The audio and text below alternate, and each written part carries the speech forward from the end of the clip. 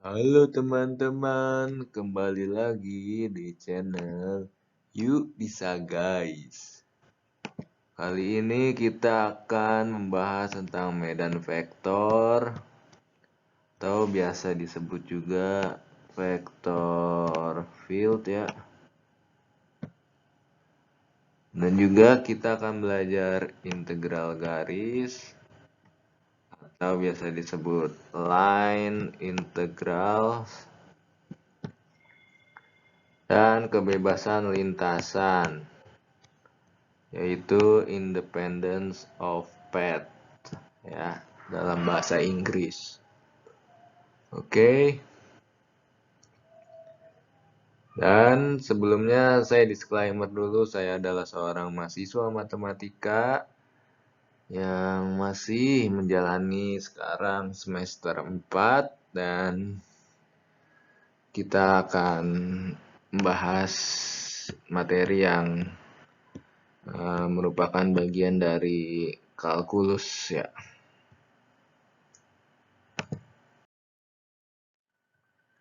Medan vektor ya pengertiannya atau vektor field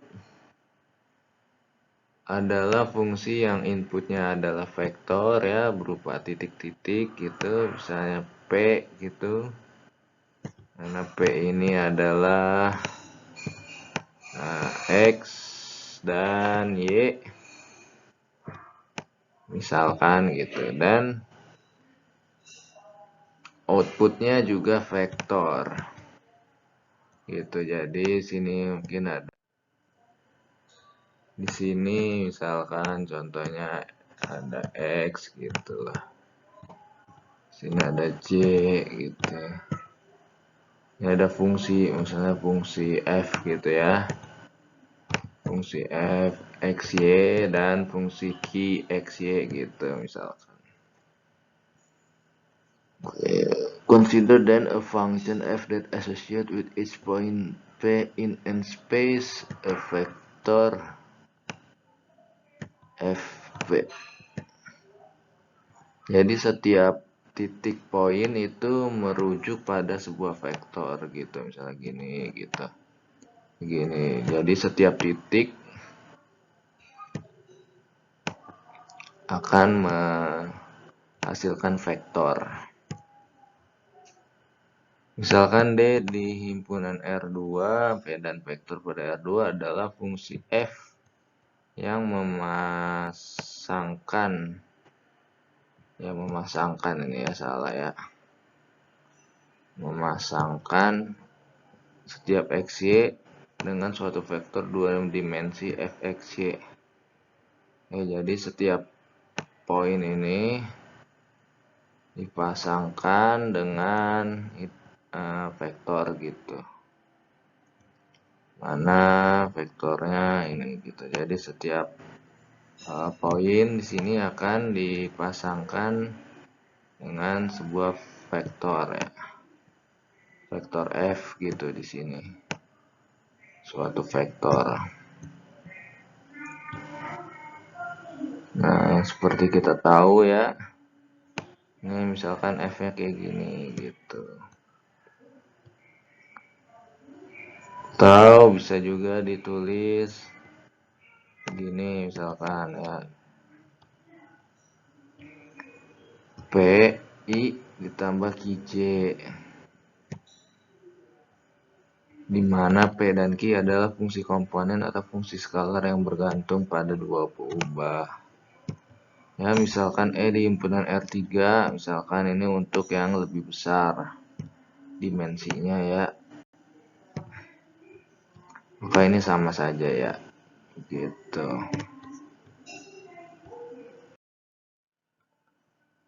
Nah, medan gradien. Kita akan belajar medan gradien. Misalkan Fxyz merupakan scalar field ya.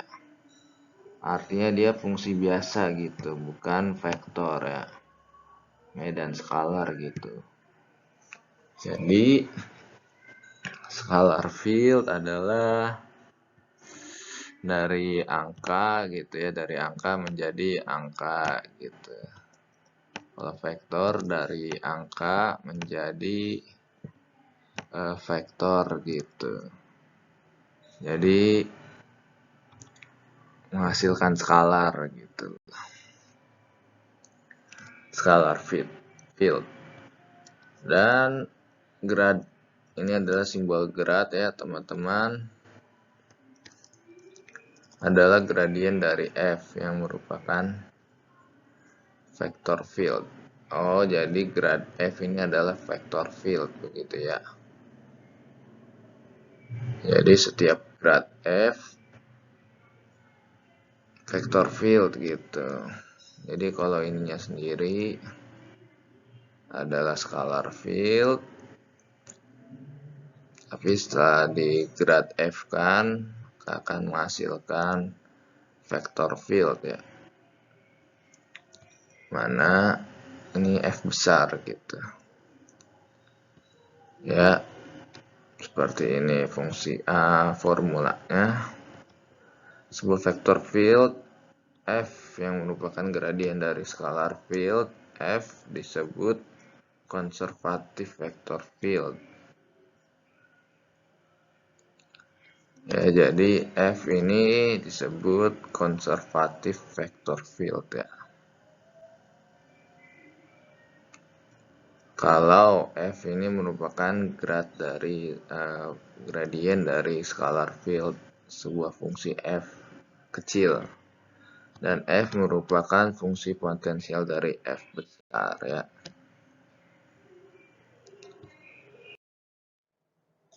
Oke, berikutnya kita akan mempelajari divergensi dan curl.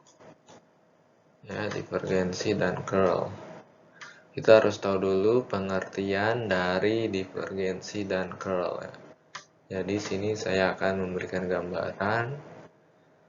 Jika F merupakan medan kecepatan aliran fluida, ya maksudnya F ini adalah medan vektor gitu ya. Misalkan di sini ada medan vektor gitu. Sini gitu.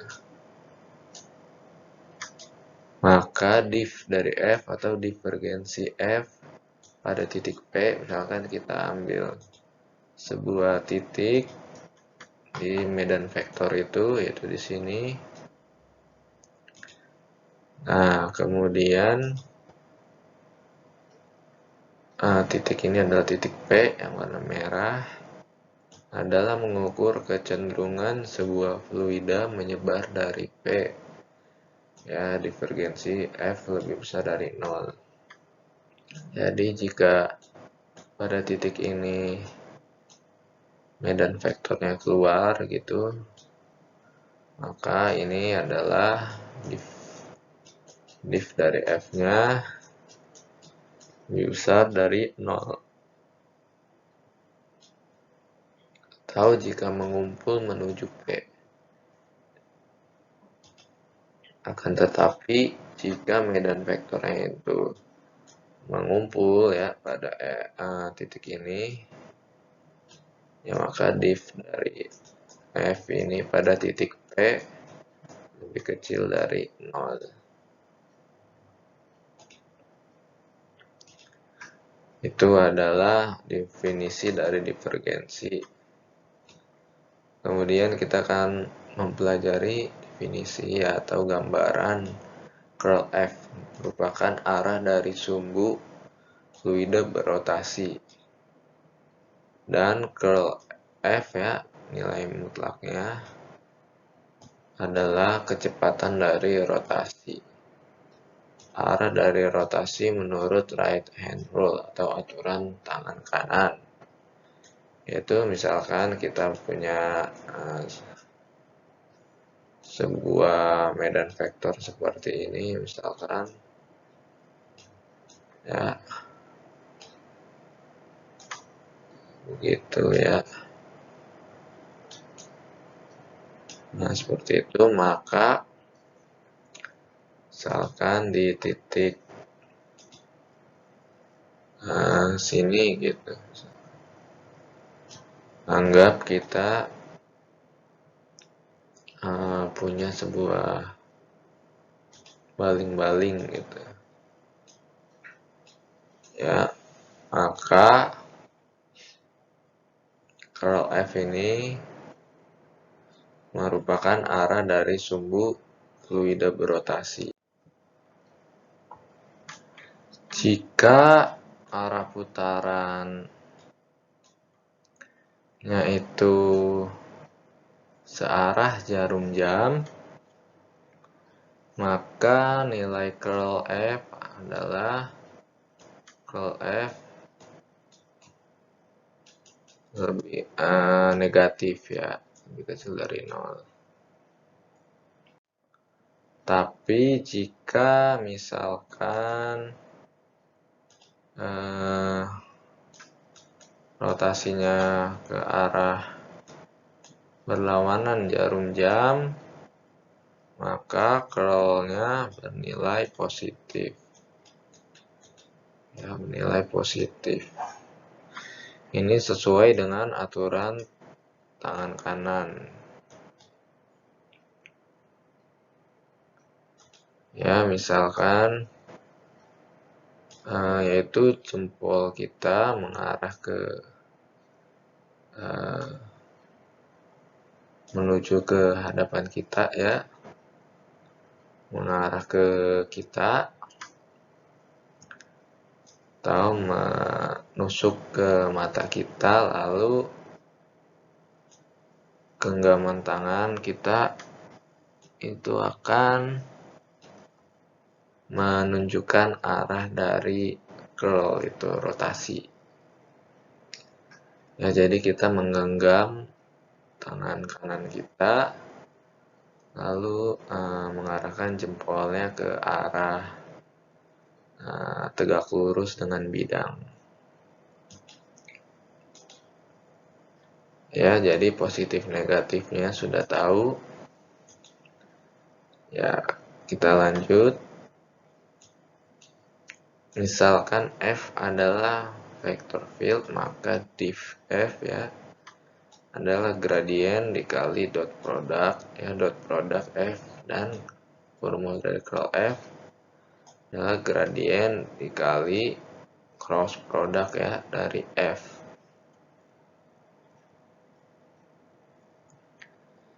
Nah,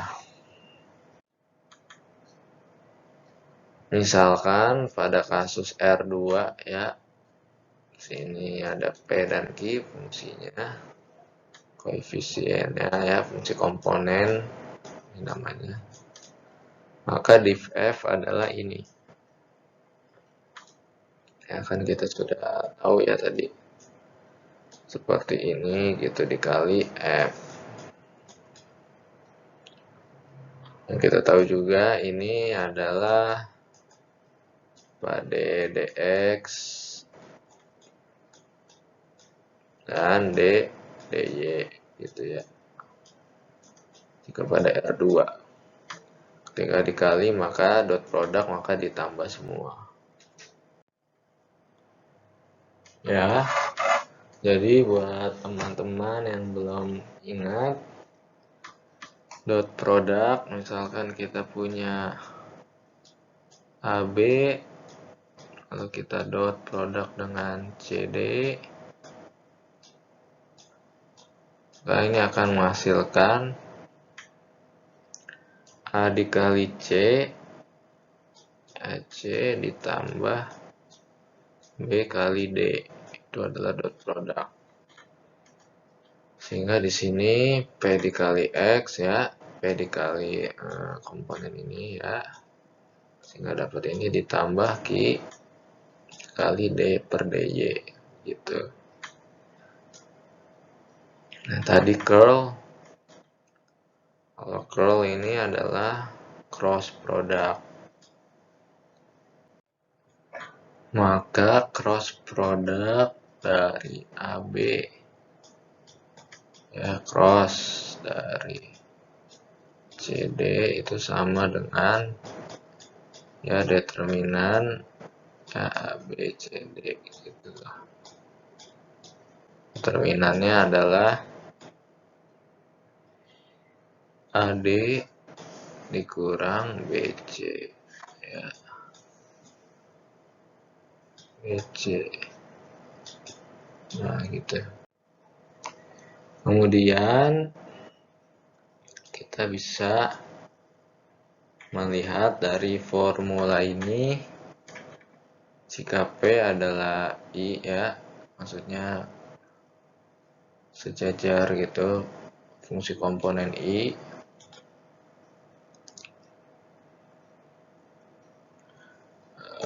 misalkan kayak gini, lalu P per dx itu ya, maksudnya jika perubahan fungsi I itu, fungsi komponen I itu besar gitu, dan juga Y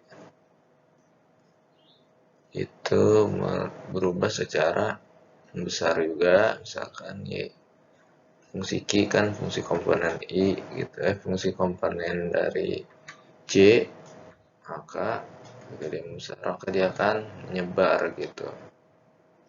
Jadi ibaratnya ini positif gitu. Dan untuk yang curl, kita lihat Q adalah fungsi komponen dari J ya. Misalkan jika dia membesar seiring dari X gini ya, atau dari pertama kayak gini tuh, atau ini juga bisa begini ya, maksudnya begini. Nah, jadi kalau kita ulang divergen itu, misalkan perubahan fungsi komponen pada I itu membesar gitu, positif ya, ini maksudnya adalah perubahan ya, mengukur perubahan dari ini, dan seiring perubahan X ya, maka dia akan perubahannya positif, dan juga perubahan pada Y pada fungsi komponen J yaitu ke atas ini, atas atau bawah vertikal ya, unsur J itu, maka menghasilkan divergen yang positif, digambarkan seperti ini begitu.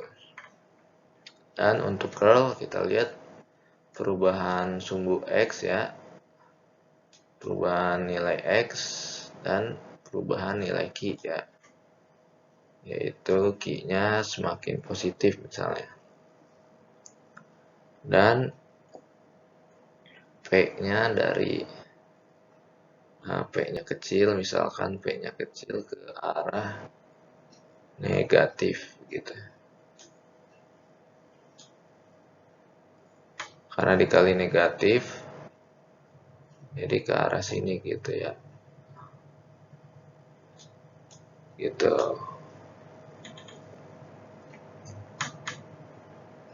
Jadi seiring perubahan Y dia ke atas ya, dia kan ini dari negatif P ya. Jadi kalau digambarkan,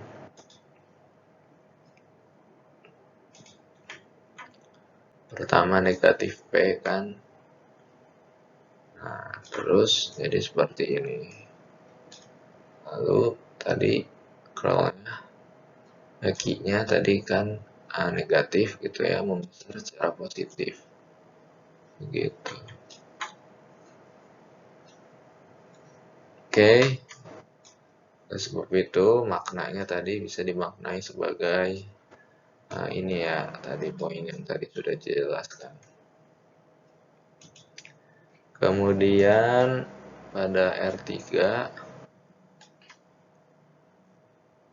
div F ya, sama ya, untuk pengertian itu seperti kecenderungan sebuah fluida menyebar dari titik P ya, atau mengumpul. Ini juga sama rotasinya, tapi misalkan berbentuk bola, maka ini ada sebuah sumbu gitu, dimana aturan tangan kanan sini lebih kelihatan gitu. Misalkan ada jempol kita, jempol tangan kanan kita gitu. Dia akan mengukur rotasi ya. Dan kalau kita lihat sini ya, pada bidang XY ya, curlnya tetap sama ya. yaitu dari Q dan P gitu. Ini kita lihat ada kesamaan ya pada bidang, artinya ini bidang XY, ini bidang XZ ya, ini bidang ZY gitu. Hanya saja dimensinya diperbesar begitu. Tahu kalau ini bisa kita pandang sebagai nilai determinan dari I, J, K, dan juga D, D per dx ya, D per dy, D per dz, dan fungsi P, Q, R. Begitu. Maka nilai determinan ini adalah rel F ya. Atau juga bisa dipandang sebagai dot product dari gradien ini. Ya, jadi cross product bisa dianggap sebagai nilai determinan dari komponen-komponen ini, gitu.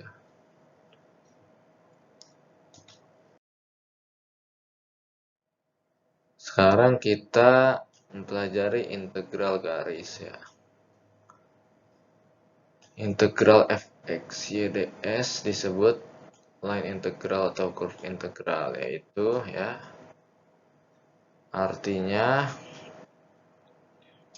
sini kita bisa lihat gambar.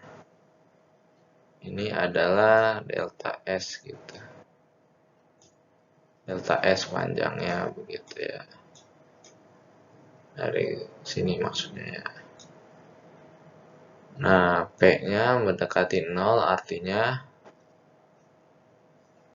dimana jarak P-nya itu mendekati 0 gitu. Artinya delta S-nya mendekati 0 gitu.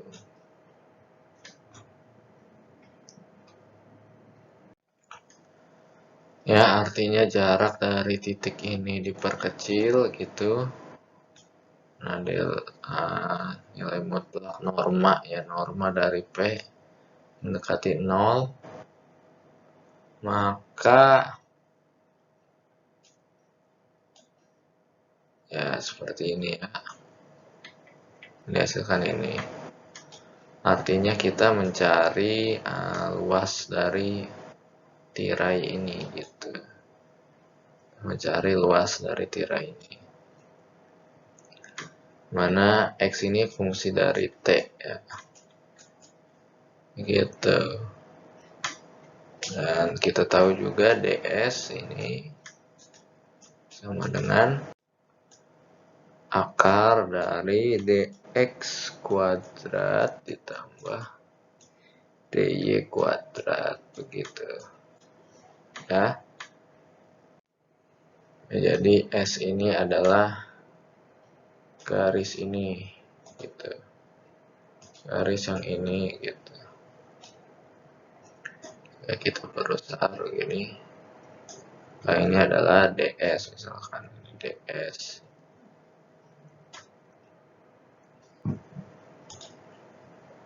ya, maka nilai dari ds itu adalah panjangnya. Kita tinggal memakai rumus Pythagoras biasa ya, yaitu ini dx ditambah dy. Ini adalah panjang dari ds, panjang dari ds.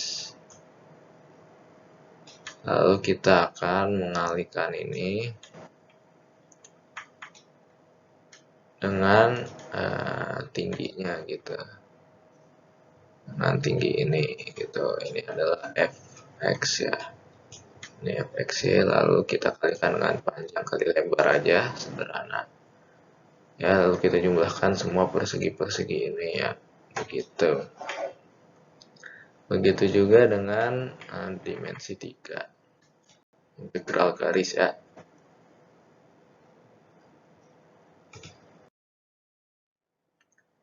Kerja atau usaha. Misalkan gaya yang bekerja pada suatu titik x, y, z dalam ruang diberikan oleh medan vektor. Ya, jadi terdapat medan vektor begitu ya. begini misalkan medan vektor. Kita akan mencari usaha W yang dilakukan oleh F pada pergerakan partikel sepanjang kurva C. Ya, jadi C ini adalah lintasan ya. C adalah sebuah lintasan dari A sampai B. Nah, misalkan R adalah posisi vektor untuk titik S pada kurva. Ya, jadi ini R dinamakan posisi vektor setiap titik. Ya. Jika T adalah vektor unit garis singgung pada S, ya, S di sini adalah sebuah titik, maka F kali T adalah komponen tangensial dari F pada S. Jadi T adalah T adalah garis singgung pada S, maka F kali T, ya, F dot T ini, F dot T adalah komponen tangensial dari F pada S. Jadi F dot T adalah seperti ini. Gitu ya. Ini adalah F dot T. Ya, tangensial dari F pada S gitu. Ya, pada S ini adalah F dot T. Jadi adalah usaha yang dilakukan searah dari komponen tangensial ini.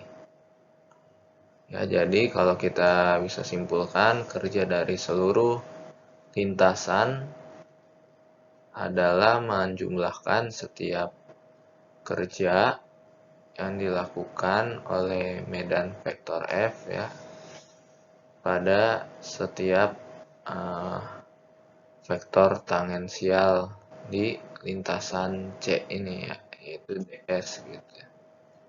Nah, maksudnya T ya, T dikali ds adalah panjangnya lintasan gitu.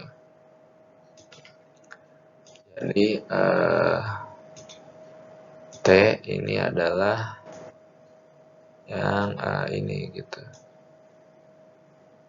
Ini dan FT adalah yang ini begitu, yang warna ungu ya. Warna ungu F dot T. Jadi adalah vektor komponen dari F ya pada S gitu. Artinya kita menjumlahkan vektor komponen dari F ya, dari F alias medan vektornya yang bersinggungan pada S gitu. Tangensial ini arti dari W.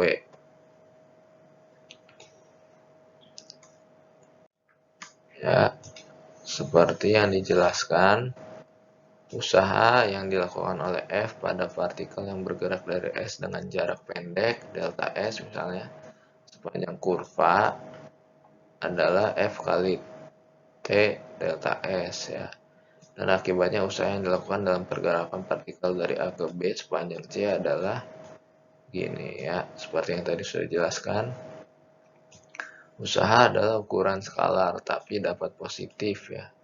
Komponen gaya searah pergerakan partikel ya. Dan negatif ya, artinya berlawanan ya. Berlawanan. Gerakan partikel ini adalah dari C ya, C maksudnya ini adalah C. Untuk menginterpretasikan F dot dr ya, pikirkan F dot dr sebagai kerja yang dilakukan oleh F pada partikel yang bergerak sepanjang infinitesimal vektor garis singgung dr. Jadi dr ini adalah yang kecil ini gitu. ds, t kali ds akan menghasilkan dr. Jadi dr ini adalah sebuah vektor garis singgung yang sangat kecil atau infinitesimal. Ya, dr karena perkalian dari t dikali ds. Jadi sangat kecil. Jadi ibaratnya ini dr dan ini misalkan f begitu. Yang warna hitam dan ini adalah lintasan dari C misalkan gitu ya. Artinya menjumlahkan F dikali dr ini ya sepanjang C. Lalu sama saja dengan seperti ini. Ya kita tahu dr ini adalah dx, dy, dan dz. Ya.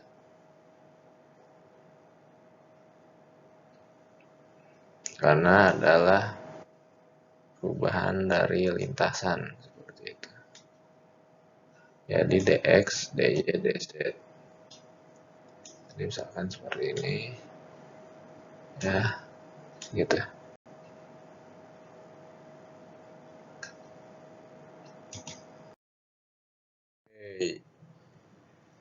Oke, yang berikutnya kita akan mempelajari independence of path atau kebebasan lintasan ya.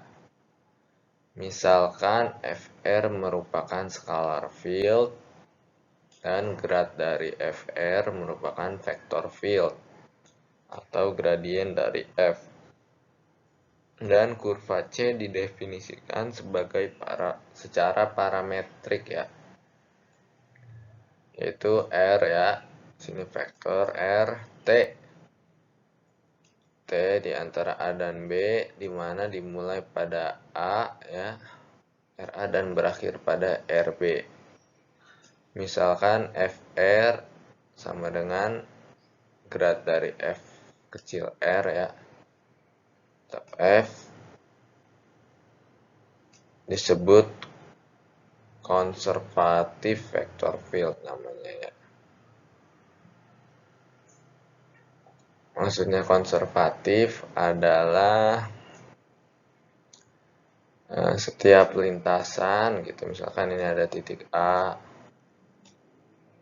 ya, T-nya sini dan B. Jadi misalkan sini atau ya ke sini ya, misalkan itu nilai integral garisnya sama ya, nilai ini sama begitu.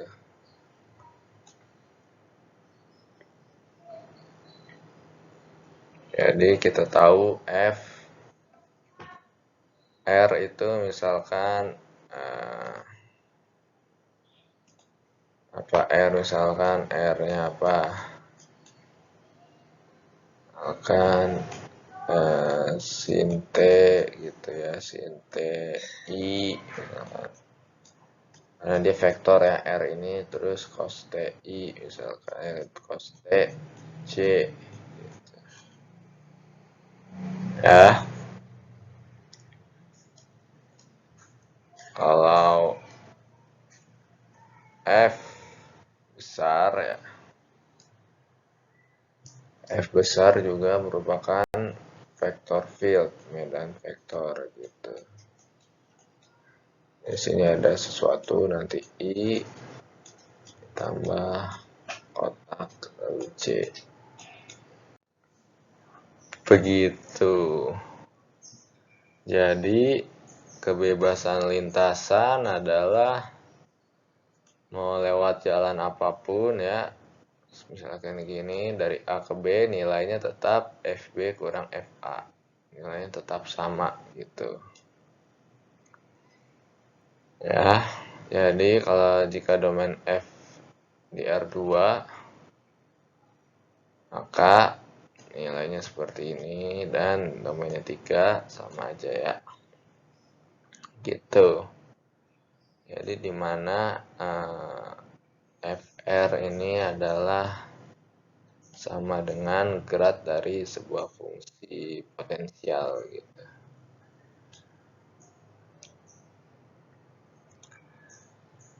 Oke.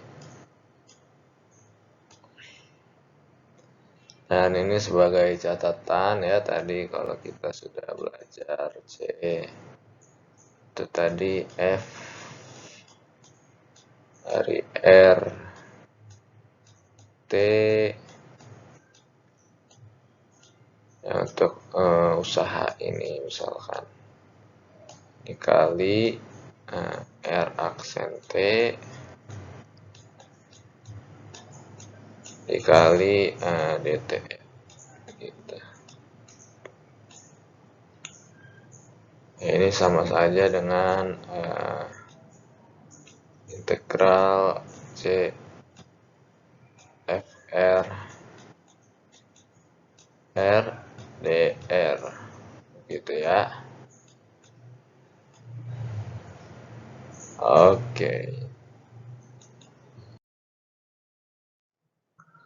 Oke, berikutnya kita masih belajar mengenai kebebasan lintasan.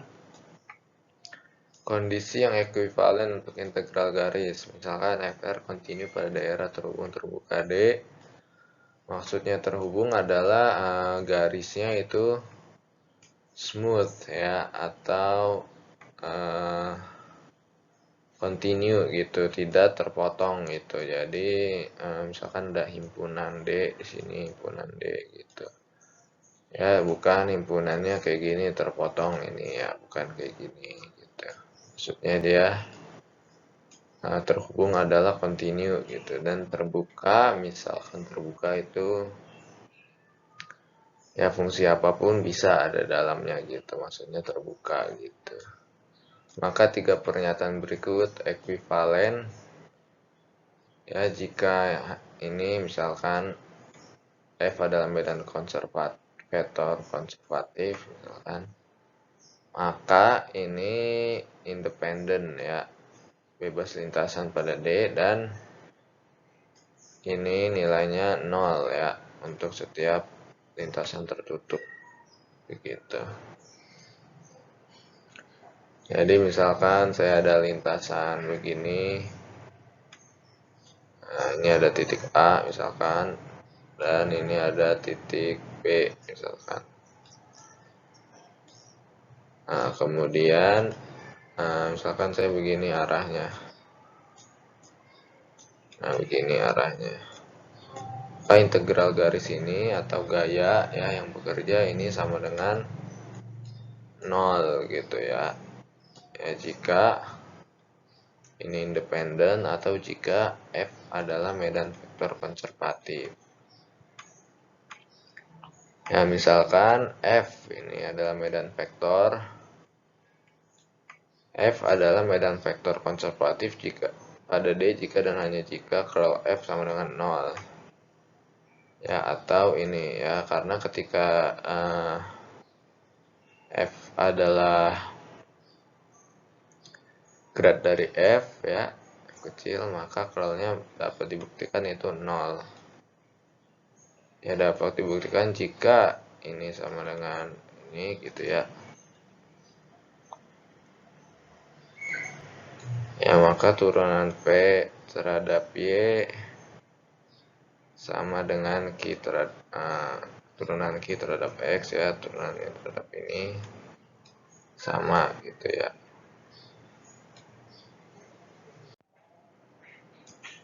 Kalau kita lihat di sini dapat dibuktikan, kita tahu F turunan dari F ya terhadap X dan YX itu kan sama saja gitu loh. Nanti bisa diturunkan ya, akan menghasilkan persamaan ini dan juga fxz dengan fzx itu kan sama juga, dan juga ini fyz ya, fyz dengan sama dengan fzy, sehingga ini sama dan akan menghasilkan curl yang 0 begitu.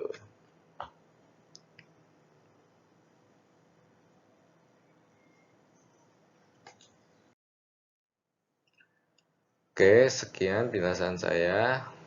Semoga bisa bermanfaat. Dan jangan lupa teman-teman subscribe dan like video ini. See you.